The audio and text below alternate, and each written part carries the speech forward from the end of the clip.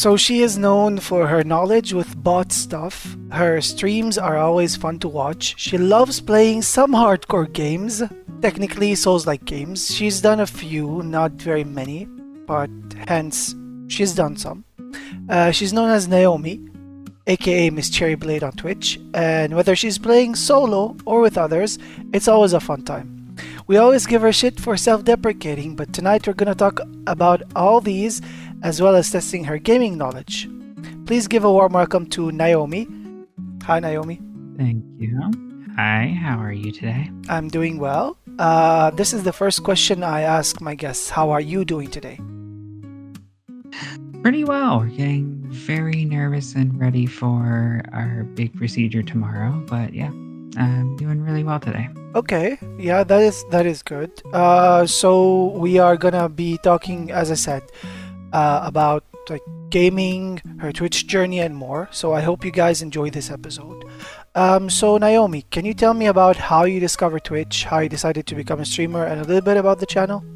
Yeah, so I discovered Twitch, I want to say about 10 years ago early on, and it was more in passing. It was more through like conversations and things that we saw on like the old G4 channel and things like that. So it wasn't too much what I gained traction in. And then about 6 years ago, I took a chance and actually did my first stream. I was in between jobs at the time and just looking to try something to kill some time. And I was big on playing Destiny then. Okay. And so we kind of started showing off a couple of my raids that I would do in Destiny. And that's kind of where my big discovery into it was, under my old username. Okay, what was the old username? MsCherryBlade. Ah, okay. Yeah, so it was a name I used to go by, and the blade is what actually stuck around to the username today. Yeah. Yeah, so we kind of started there.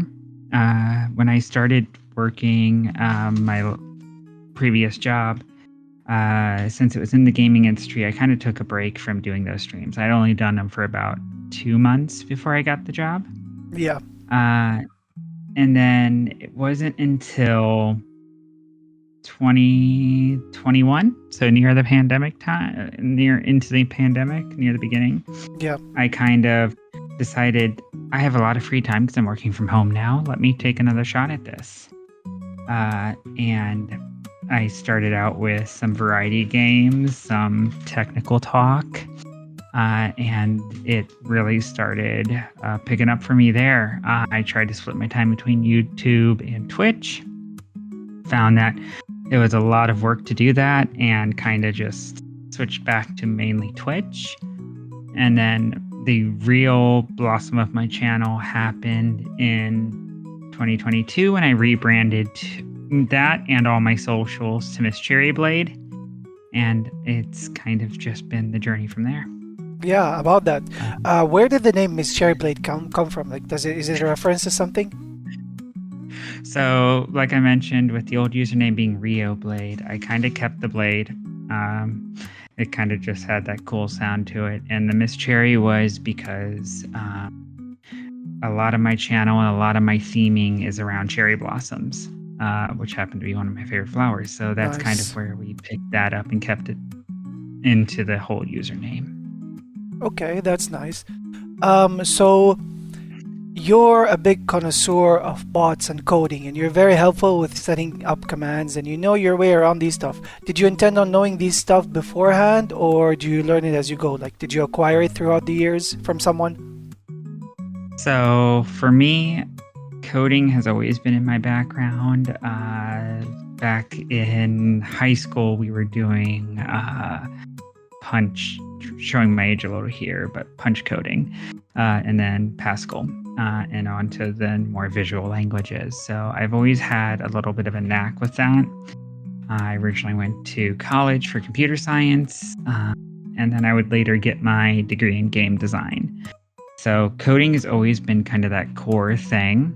And then of course, when I started streaming in my revital, I kind of started looking at different bots and things that we could use. And a lot of the early bots were like dark bot that required a lot more technical knowledge. So something that I already had a good leaning into. So when I returned to streaming, we had these more fully formed bots like Firebot, like StreamerBot.gg, and Mix It Up, that while they could still do a lot, that coding knowledge could enhance of what could be actually done with them. And it kind of just started as I was doing it for myself. Then some people would notice things and ask how that was done, and it kind of just blossomed from there. That's cool. That's cool. Do you remember what was the first game you ever streamed? I assume it was Destiny, as you said. Yes, Destiny was the first game I streamed. Okay. It was a lot of doing the raids and some of the PvP. Okay. So, what was the worst game you ever streamed? Worst game I've ever streamed. Oh. Yeah, like something you didn't have that much fun playing or streaming, but probably you wanted to, just to know like how things go. Yeah, like thinking about it, if we're talking about there's two ways to really take this. If we're talking about quality of game, I think the worst game I ever tried was pulling a retro game from a long time ago called CyberCop. I don't know if many people remember CyberCop from the Genesis. Nope. Yeah, very tough game. No instructions, no idea what to do, and you're basically dropped in a room initially with no information about who you are, what you're doing, and you're dying continuously while you try to figure this out. And you only have about 3 minutes to escape the room you're in without any hints. So, very poorly designed game. That like really was frustrating to try to get through. Now, if we're talking about games that are more popular that I wanted to like that I consider my worst, it would probably be Elden Ring, because I had just finished Lies of P, had really thought, oh, this changed my opinion on Souls-likes, and I would enjoy this, I would get through it, and I spent over 200 deaths trying to fight this first boss in Elden Ring. I'm like, nope, I'm done. So yeah, that's my two approaches to that answer. And you've recently just finished Baldur's Gate 3 as well. Yes, I finished that actually my last stream. Nice. How was it like similar to Souls-like games? Because I've read somewhere that Baldur's Gate 3 also falls into the Souls-like genre, but it's more like based off of Dungeons and Dragons, you know? Like, how did it feel? Like, did you see any of that aspect? Not so much, because just Baldur's Gate to me felt very much like I was sitting and doing a tabletop Dungeons and Dragons game. Because you're dealing with the turn-based actions, the actual dice rolls, which give you a very tangible feel to these things that should be randomized like we deal with in other games. But because you're associating a die and a number to it, it felt very tangible. So some things that I guess you could say are Souls-like that are like very unfair, because you're seeing it in this format of, oh, a dice rolled and it's a low number. Well, that makes sense to why it's unfair to me. And you have this very visual aspect of your bonuses and penalties and things like that. So to me, it really didn't carry across in being the Souls-like genre. And that, again, was an appeal for me. The fact that it felt like I was sitting down at a campaign with a DM and running through a session. Okay. So what are your limits regarding your streams? Like, what would piss you off? What's the big no-no in chat? What's allowed? What isn't? Like, what could get someone banned besides like being a bot or a GFX artist? Those are two good prime examples. Yeah. I guess some of the other big ones are, of course, any type of bigotry, hatred, things like that in my community, because of being part of the Alphabet community. And trying to keep that safe space within in those streams. Those are definitely some of the quickest ways too. Outside that, we also have backseaters. I don't tend to, especially with games like Baldur's Gate, when we're going through it, I really didn't want people jumping in unprompted for things, giving that type of background info without me asking for it. And I've had to give out a couple warnings during the Baldur's Gate streams during that, but yeah, those are kind of the quickest ways. Yeah, like warnings to people who try jumping in, or just like disclaimers or something? Yeah, we would get like someone going, "Oh, you need to go back and do this and this," and it's like, wait, I didn't ask you for this kind of info yet. I mean, there are times in stream I'm like, okay, if I go do this, what's going to be the outcome? And I would get a prompted at least hint. But if it was unprompted, that's the easiest way to get those initial warnings, and we had to give out a couple of those. Yeah, fair. Whereas in my case, I'm like, hey, I don't care, just help me out. Let me finish this. Let me get it out of my way. Yeah, with this game, with the fact that there were so many different possibilities and interactions, and you're interacting with so many characters, the fact that going into some of these fights, there were direct ways to do the fights. You could be sneaky about it. There was one boss I even got the right dice rolls that during our conversation, he killed himself. So it's like, it was a lot of different outcomes. So it's like going into that a little unprompted, it is a good experience. Yeah, there's also a lot of nudity in the game. Did you come across any of that? Yeah. For the most part, we tried to keep it, at least for this initial playthrough, more content friendly. But at one point, my partner and my chat overrode me, and she actually took over to do a sex scene with one of the tentacle face dudes. So wow. That was interesting. Wow. Okay. The mind flayers, yeah. Okay. So there's also something, as I mentioned before, something we give Naomi shit about on and off streams when she's around us. So sometimes she tends to self-deprecate a lot, and we call her out for that, especially May. She does that a lot. Why do you do that anyway? Like, is there a reason for it? We're being very generous with just saying sometimes. The self-deprecation really kind of is built into my mental psyche too. It kind of grounds me because that was a lot of what I dealt with growing up. It's okay, this is your position, this is what you are, kind of, this is what you're good for. And now it's just hard to hear opposite of that. So when I get too many compliments, I do it to kind of recenter myself and go, okay, well, bring yourself back down. It's not a good reaction to it, but it's something that it's a crutch I lean on. Yeah, and I reckon Shadow is like looking at you funny for saying that. Oh, she always does, yes. No worries, yeah. So how many hours per day or week in general, not only streaming, do you spend on Twitch? So I try to spend at least a few hours outside my streams, at least going around to others. We kind of have our schedule set up recently to kind of split up our time. So like 3 days I'm streaming, 3 days she's streaming. And then we also have some off time in there, but an off day.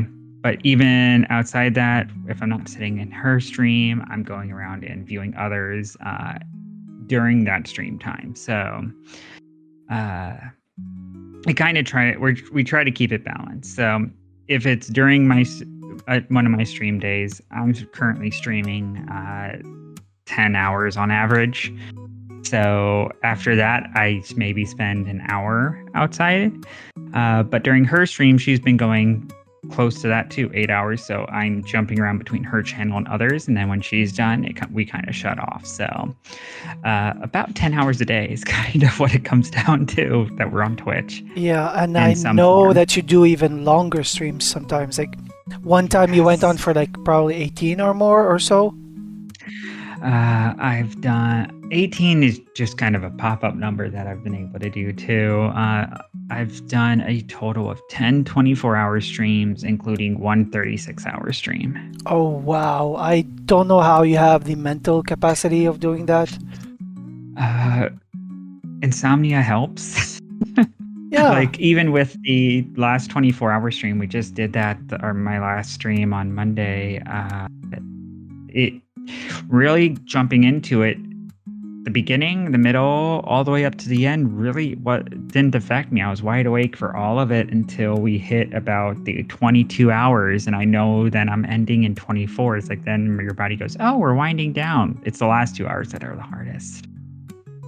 Yeah, I can barely do like, sometimes on a good day I could do 5 or 6, but most of my streams are like, probably if I want to like just I want to like an early let go, I end at like nearly 3 hours, but my average are like 3 to 4 hours. Yeah, so right. And that usually is my average. Yeah. But right now, being between jobs, I have a little more time, so we kind of been dedicating more to it. nice. Yeah, that's understandable. So to the new people out there who are listening and just started streaming or are thinking about it, what is one advice you want to give them? It's not so much on the setup, but on the networking when you're getting started. 100%.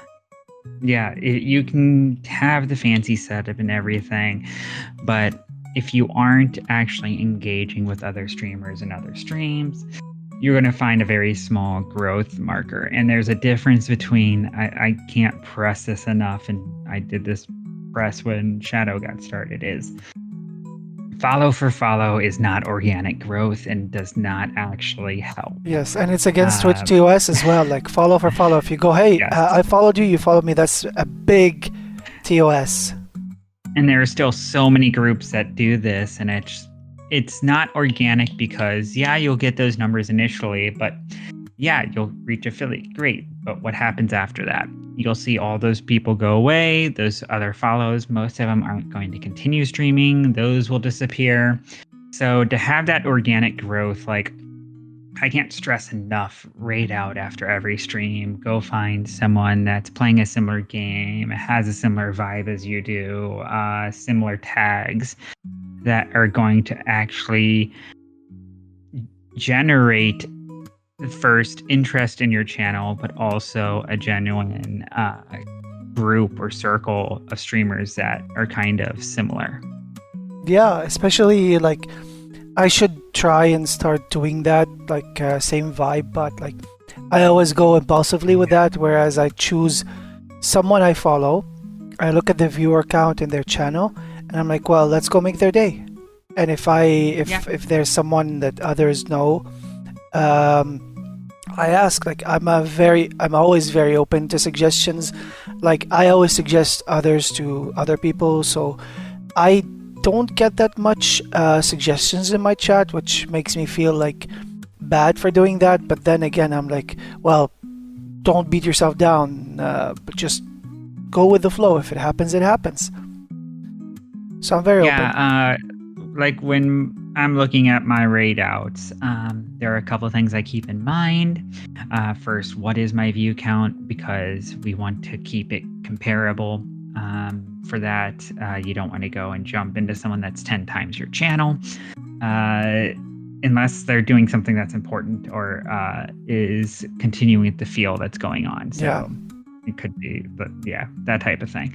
But we start out with that. We look at, is there anyone that I haven't rated into in a while that's on my list, or is it that's doing something, or that we need to help out? We'll look at those things, and then after that, I'll go into the vibe checker. On Frosty Tools is a good way to do it, because it automatically kind of compares that tags in the game you're playing and all, and gives you an idea of who's there. And I kind of just whether they're someone on there that pops out, or if there's someone that's just slightly the same few size or slightly larger, things like that, that kind of go, okay, I'm going to go see them. Those are kind of some of the initial keys I key on. Yeah, and I always like I'm always aware of like who to raid as well, because not only the view counts, but like, do I know that there's people I don't like?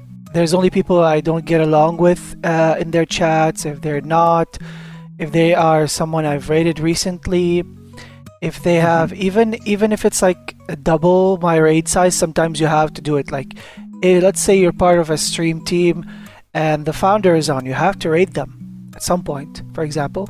Yes.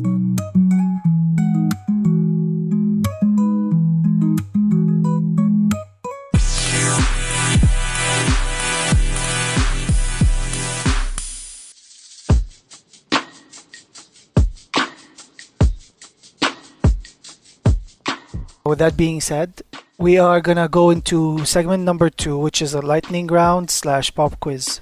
Are you ready? Sure, bring it on. Do you mind telling me and the listeners what's your daily routine, or maybe something you started doing now has become regular? Daily routine. We just recently made breakfast a daily routine, and I know that kind of sounds kind of stupid. No, it's normal. I was very much on. No, I was like very much on for a long time, eating like one meal a day. And we kind of just made that change. And so each morning now I get to cook and and of course, I'm very much a creature of habit. So it's the same foods every morning. That's kind of become the new routine just in the past month. That's fair. I recently started picking up like the habit of drinking more coffee every day. So yeah. Needed. Yeah. So if you were to be any object or creature, and that creature was real or fictional, what would you be and why? Oh, Phoenix. Come on. That one's kind of my go-to. My people. Yes. I have a giant phoenix on my leg. It's a great symbol of rebirth and of overcoming odds. So that's kind of one of the key fundamentals I have with me. So that would definitely be my go-to.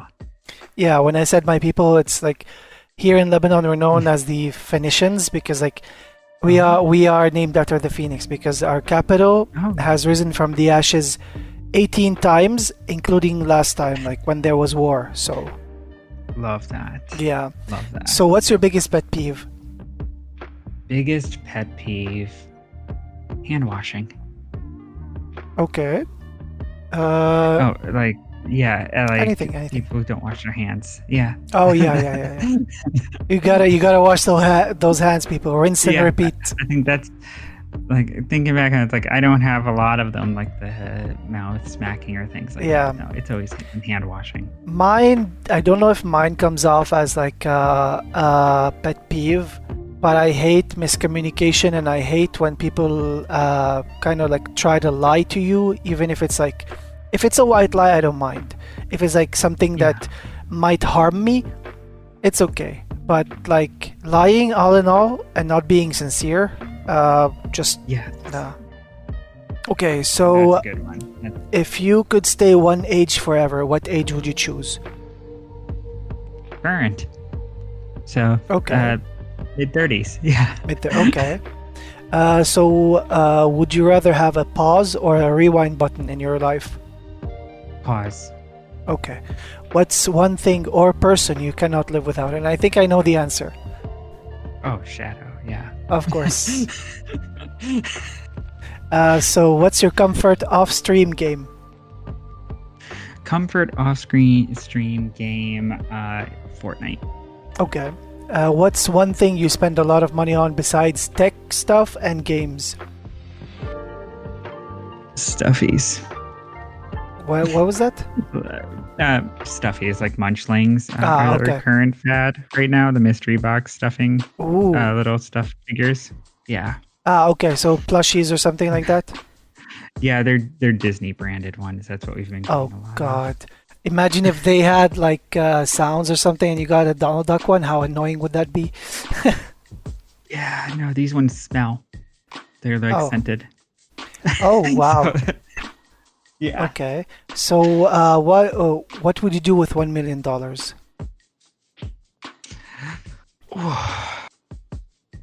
Take care of debts, get a stable place, and take care of my kids. Okay. What's one of your all-time favorite songs, or a song that you've recently been keeping on repeat? Take Me to Eden by Sleep Token. Okay. Same question, but now with movies. Like, what's one of your all-time favorite movies? All-time favorite movies: Hunchback of Notre Dame, the Disney edition. Nice. Did you know that they're making a live-action one? Yes, and I am hopeful and fearful. Yeah, I know why. I think I know why after Ariel. Yes, exactly. Yeah, I mean, I haven't been a fan of any of the real live-action Disneys, so yeah, I'm holding out hope with how Stitch looks so far for Lilo and Stitch, but yeah. I need a good one. Oh, we're gonna have to see how Cinderella looks because no, not Cinderella. I think Snow White because they're making a live-action Yes. one in March. It comes out in Yeah, March. I'm skeptical, but Yeah. keep an open mind. All right. So, what's one of your all-time favorite TV shows or series, or probably something you watch on YouTube? Uh, it's my guilty pleasure watching Hell's Kitchen. Oh, mine is like I cannot sleep without YouTube on, and recently Mhm. it's been House Hunters. Oh, that's a good one too. Yeah, Yes, I love that type of reality stuff. I was very disappointed to see that since Animal Planet owns Treehouse Hunters, and I don't know why because it's an animal channel. They don't post longer episodes. The longest was like 8 minutes, and I know it's longer. And the consistent episode length is 4 minutes. I'm like, why? Jeez. Yeah, I'm like I remember when the Treehouse Hunters was on TV and all.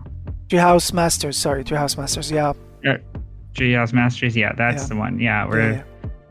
there's some really neat designs from that. But yeah, I remember that show. Yeah.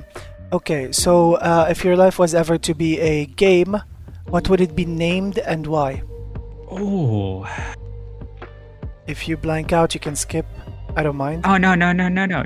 Transcend. Nice. Mine would be. And why? Yeah, why? Why? Well, being trans and Of course. it's uplifting. So Yeah. gotta do. Mine would be either dot dot dot, like three dots, either what now or WTF. And see, if you were doing the dots, it'd have to be spelled out because that'd just be funny. No, it's just like bracket Oh, dot just- dot dot bracket.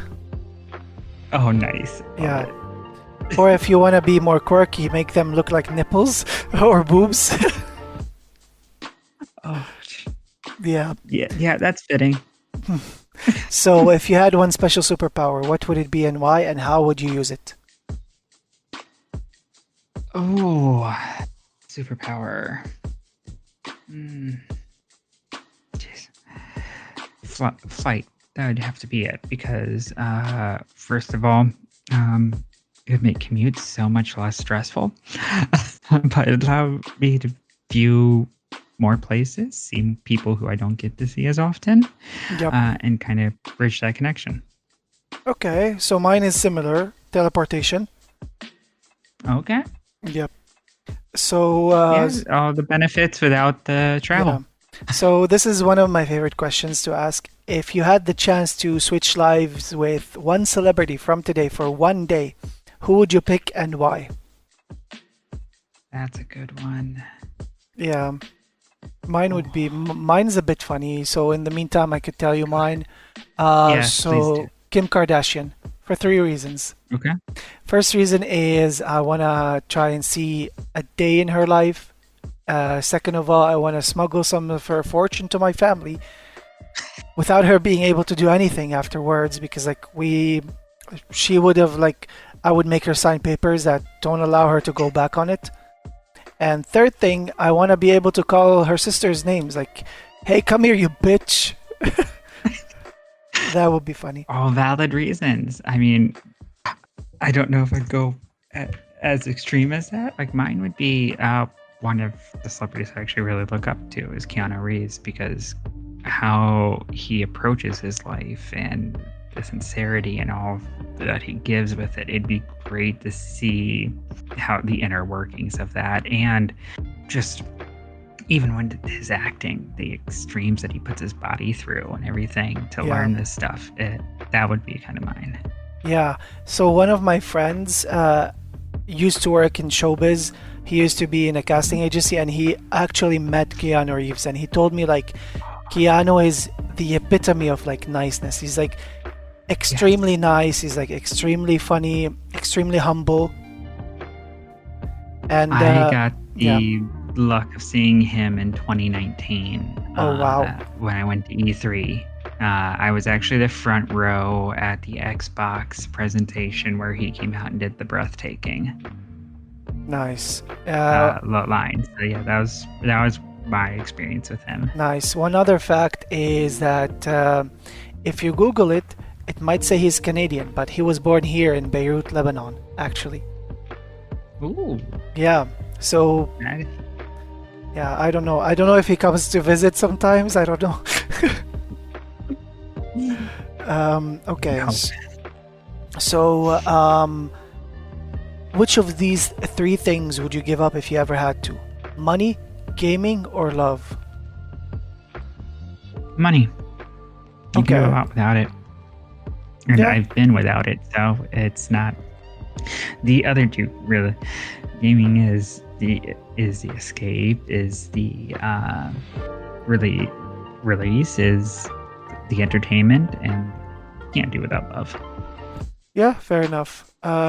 What's your biggest insecurity? That goes right along with the self-deprecation, my own self-image. Okay. That's my insecurity is myself. Yeah. So, if you had an alter ego, what would it be named, and what would they do specifically?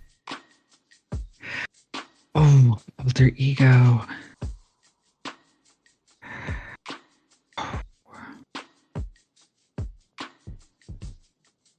What would they do? Well, first of all, it wouldn't have my anxiety. It'd be a lot more social. I'd say be the social side. And as for name, Yeah. So, what is something you always wanted to learn but you couldn't find time for? metalwork. I always had an interest in like metal work and forging and things like that, but I never had an opportunity or a way to actually learn it. That's interesting. Okay. So, what's your definition of success?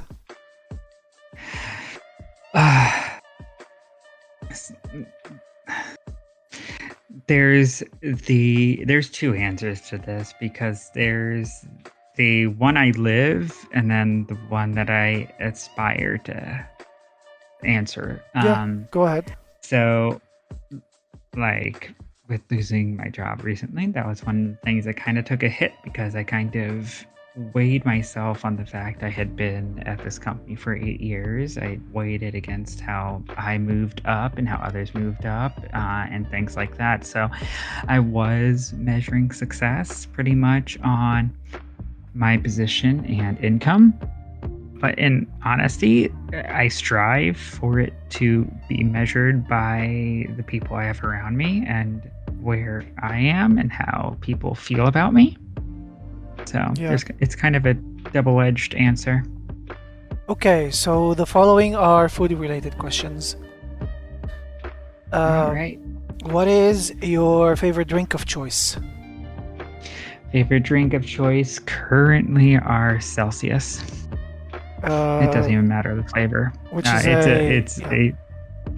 it's labeled an energy drink to some, but it also like is packed full of vitamins. It actually doesn't have a lot of sugar or anything like that, and even low caffeine. So it's just more of a nutritional drink, as like they hydration. try to market it. Hydration. Yeah. Okay. What's the weirdest food you've ever had? Ketchup on Lucky Charms. Oh, I love ketchup on rice. I would eat it any day. Oh, Plain rice. yeah. Yep. Yeah. I love So ketchup on rice too. what's your favorite food or comfort food of all time? McDonald's chicken nuggets. Nice, nice. So if you could eat only one meal for the rest of your life, what would it be? Cheeseburger and fries. Nice. And what's your favorite or traditional food from the country you come from, or if you don't want to share that, the state you're in? So where I come from, my favorite food actually is schnitzel. So yeah, it's I a love German these. dish. I So love these. yeah, yeah. Chicken. I started out eating a lot of veal schnitzel growing up, but I prefer chicken schnitzel, and spätzle with it. I've Oh, never had that's a veal great. schnitzel. It's only like chicken here. Yeah, chicken schnitzel is great, and I'll do that with some spätzle, and that's great. And Yeah, that's a good home meal. and we call it after the French term or the French name escalope.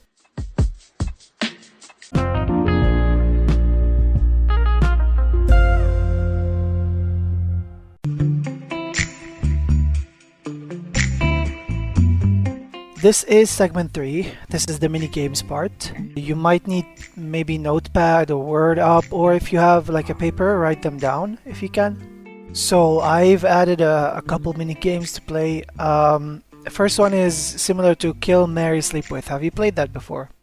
Yes. Okay, so in this mini game, I will name a set of 3 games each time.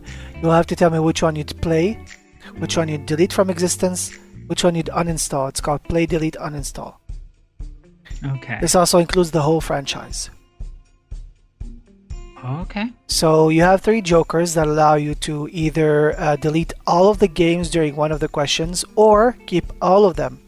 But you cannot uninstall or keep / delete 2. Like let's say for example A, B, and C. You cannot uninstall B and C and keep A and vice versa. Okay. You're also free to skip any of these if you feel stuck or if you blank out on one. All right. We're gonna start with Call of Duty, Counter-Strike, and Battlefield. Call of Duty play, Counter Strike delete, and Battlefield uninstall. Okay. Apex, Fortnite, Valorant. Play Fortnite. Delete Valorant, uninstall Apex. Okay. Marvel Rivals, Overwatch 2, and Halo. Oh, Marvel Rivals definitely is the play right now. Uninstall would be Halo. And then delete would be Overwatch 2. Okay. Tom Clancy's The Division, Cyberpunk, and Borderlands. I'm going to use a keep all joker on that one. Okay. No worries. Valheim, Minecraft, Stardew Valley. Play Stardew. Delete Minecraft, and then uninstall the other.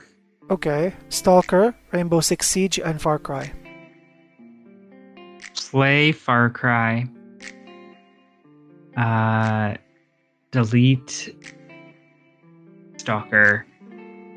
And then Rainbow Six Siege is uninstall. Rainbow Six. Thank Okay. you. Gears of War, First Descendant, and Once Human. I'm gonna use another keep all joker.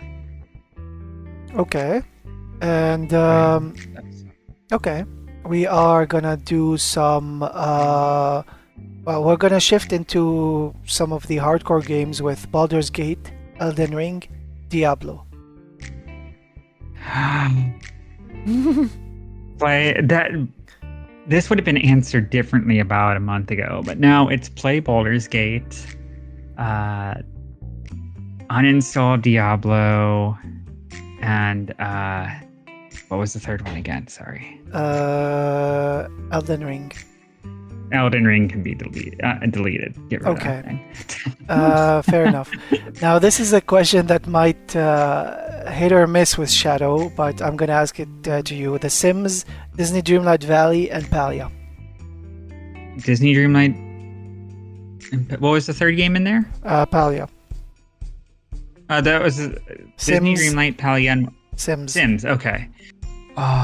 Okay. So play Disney Dreamlight. I've gotten back into that game. Nice. It's been enjoyable. Uninstall Palia, delete Sims. Okay. We got Warhammer, we got Helldivers 2, and we got Destiny 2. Destiny 2 still a play. Delete Helldivers 2, uninstall Warhammer. Okay. Now we're going into the horror aspect of games with Lethal Company, Content Warning, Among Us. Play Among Us. We'll only uninstall Lethal Company and delete content warning since I haven't played that one.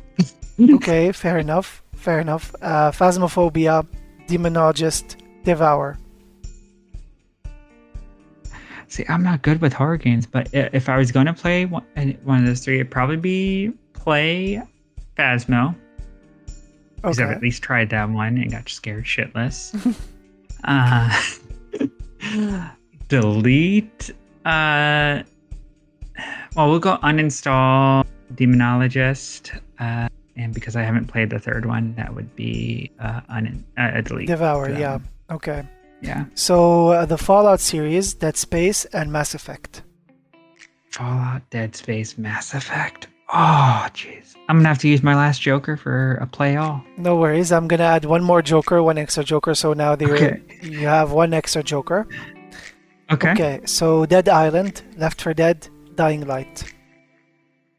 I have a soft spot for Left 4 Dead. Left 4 Dead's play.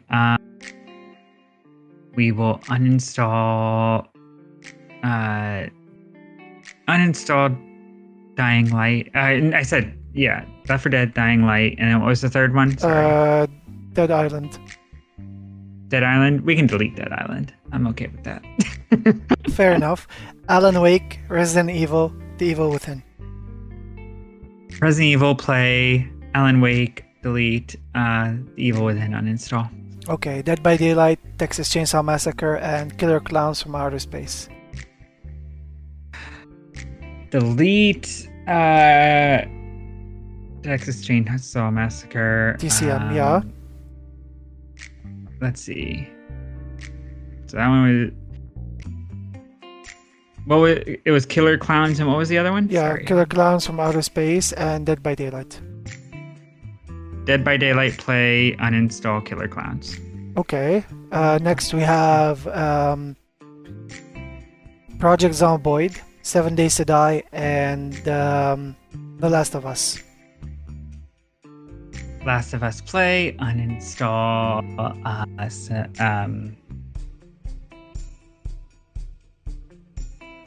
7 Days to Die, delete Zomboid. Okay. Dead Rising, The Mortuary Assistant, and The Walking Dead.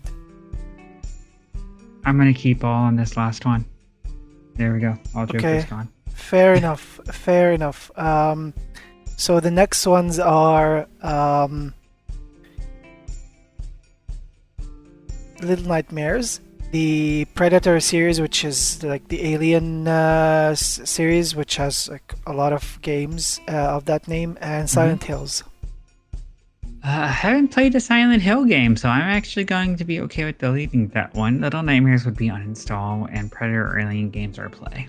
Okay. We have well, we're done with the horror aspect. Now we're back to normal games with Fall Guys, Okay. Party Animals, Chained Together. Chained Together, we're going to delete.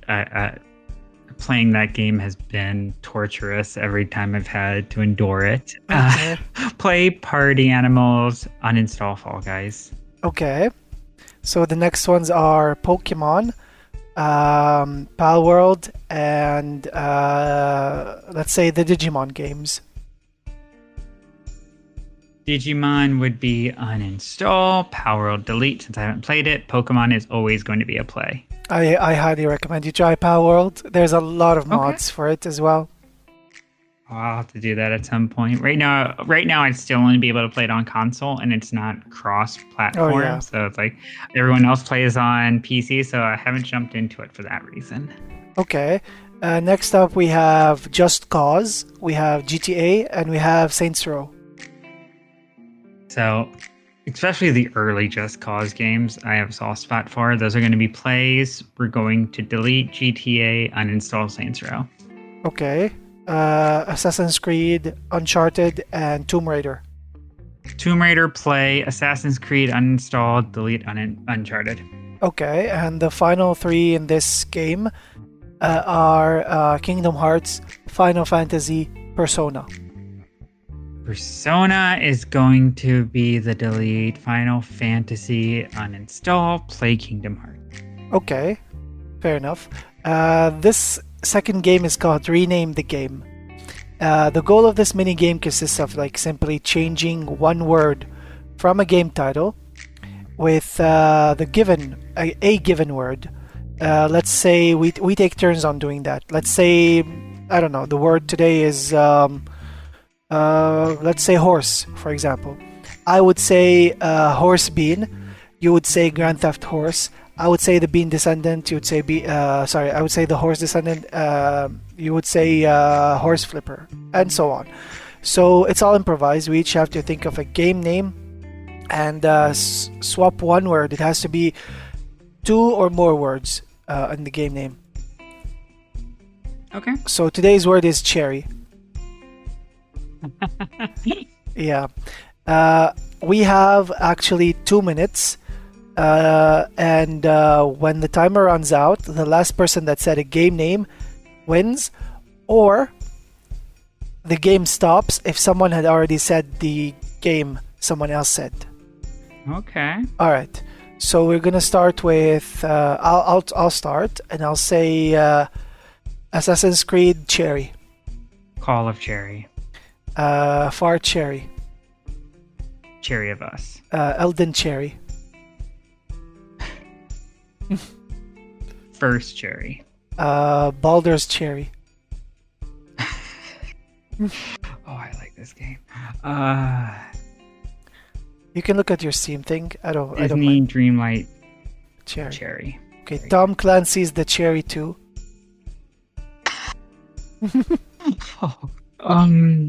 Slight blank, but we're gonna pull this back. Power Rangers Rita's Cherry. Okay, Cherry Simulator.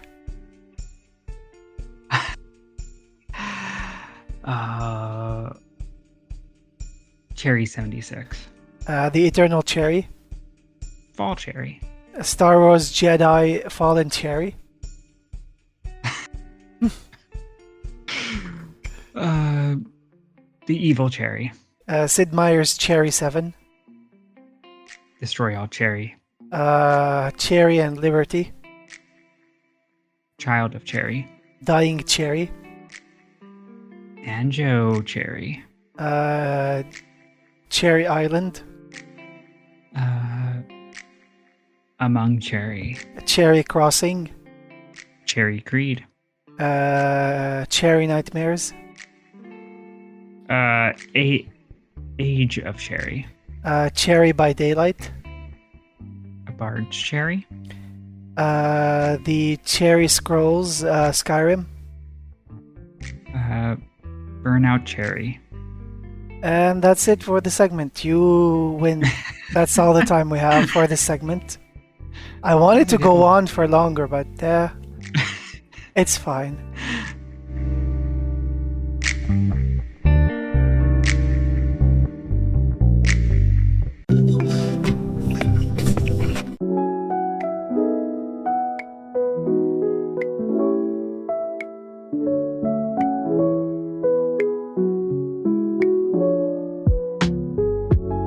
So this is the final segment, which is the mental health segment. In this segment, we're going to be talking about a lot of things in episodes.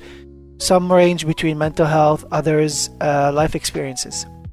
this is not an easy subject to talk about. Tonight's subject can be a little bit heavy, given that we're going to be talking about Naomi's transition, being trans. Some people might find it heavy, and if you guys listening feel like it might be something,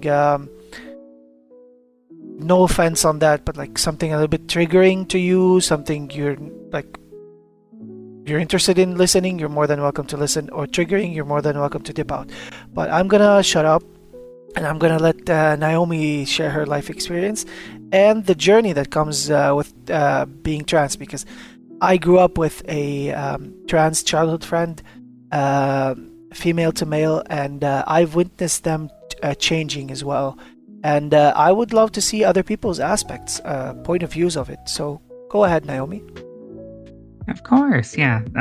This is a multiple aspect conversation. So we can start with the fact that, unlike many, because we have differences of whenever anyone finds out they're trans, this has been something that I've known for a very long time. I can date it back to being 8 or 9 and having that realization. So it's not something that was like, oh, recent, I kind of discover about myself. It's something that I always had that inept knowledge of, and knew that I thought differently and that I kind of acted differently and had to mask that. So growing up was more of a religious household, so we didn't really get it really wasn't a safe place to express that as I felt. And one of the key things along that with is I grew up in a household where my older brother had unfortunately ended his life. And I had to kind of step into that role for him.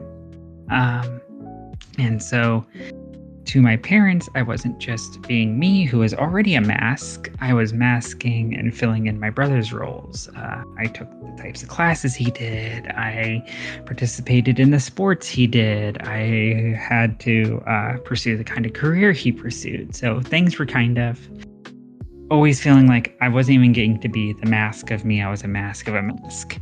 So that kind of was my childhood experience. So it wasn't until, and that carried on into my adulthood, felt everything was very much a purpose that I needed to fulfill something else for someone else. And that would go on through my relationships and things like that. And it very much affected mental health. Over the years, I would have had multiple attempts and self-harm. And things along that. I think when we counted it, it was somewhere in the 20s by the time I did finally come out. And it wasn't, and that coming out didn't happen for quite a few years. So I'm like saying, I kind of knew it about myself around 8, and it wasn't until I was mid-30s that I actually did anything about it. So that's quite a bit of time in between. And so how that actually happened was I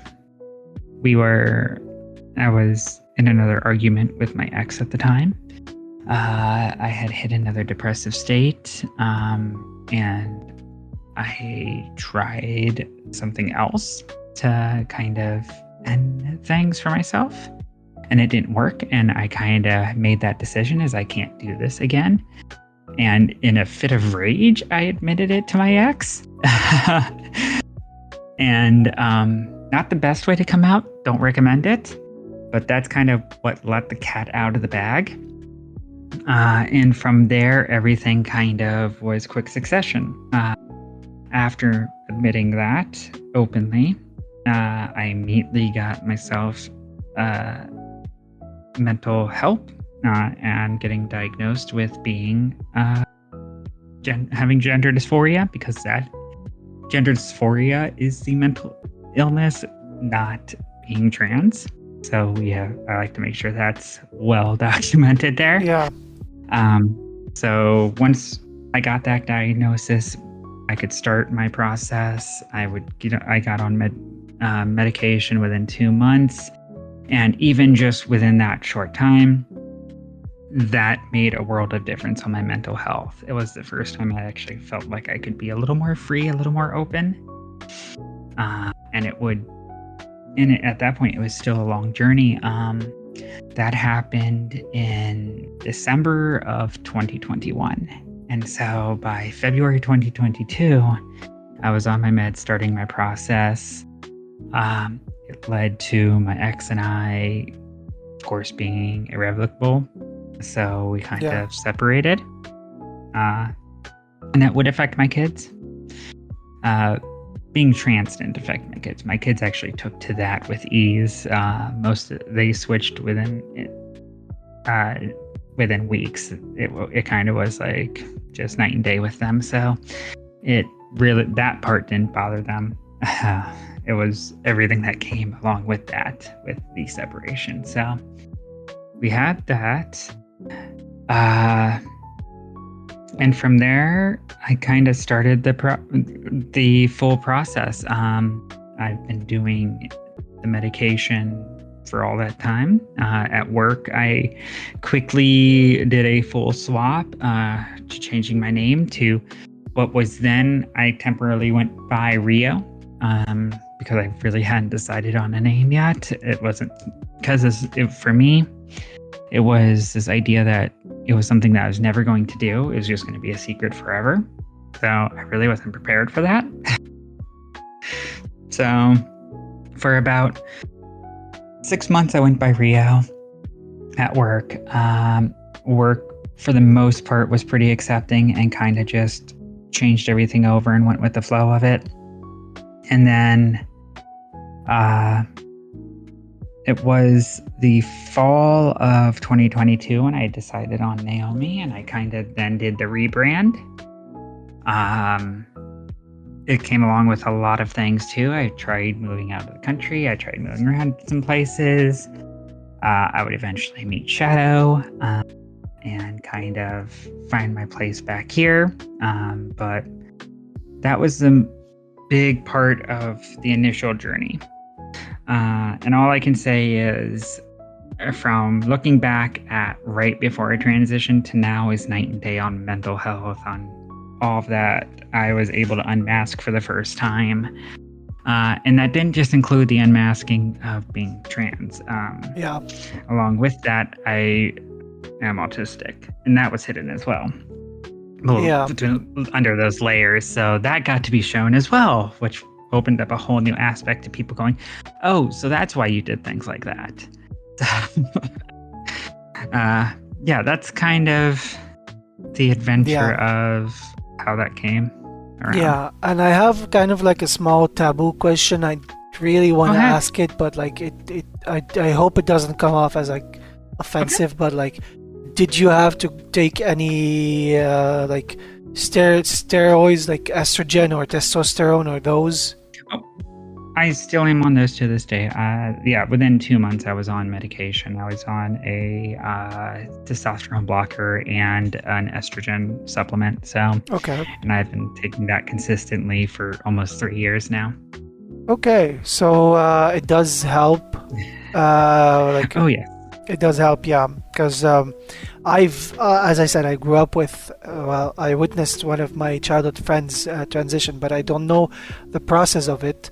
So, I'm thinking of, is there any other questions I do have or I do want to enlighten? So how do you cope, like, when you transition? Like, I know that probably streaming-wise, you were streaming at the time, no? Yes, I was. Yeah. So I was streaming, right?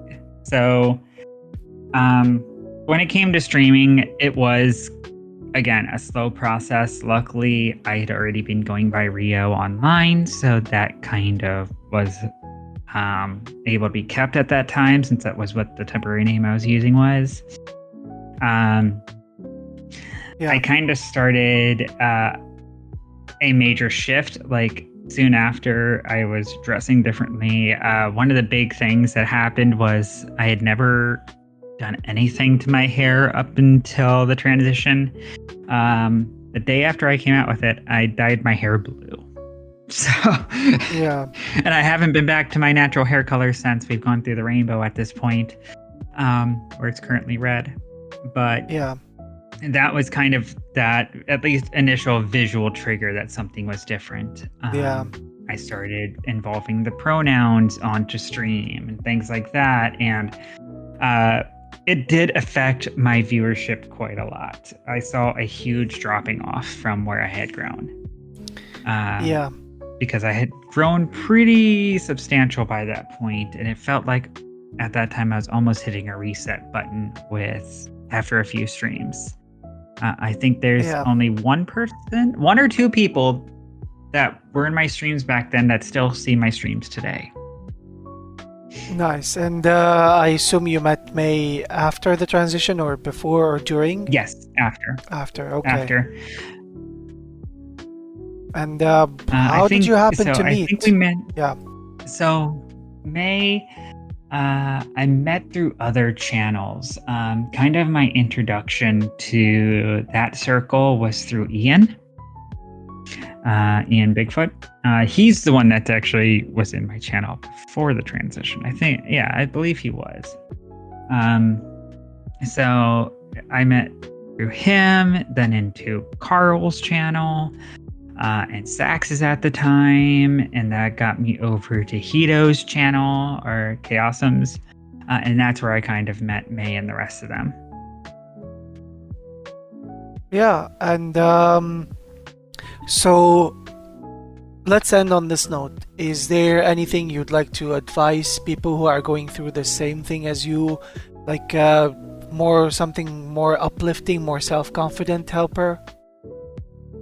Yeah, so one of the big things with it, especially in how, at least where I am in the world, a lot of it's very negatively looked at. So one of the more uplifting things is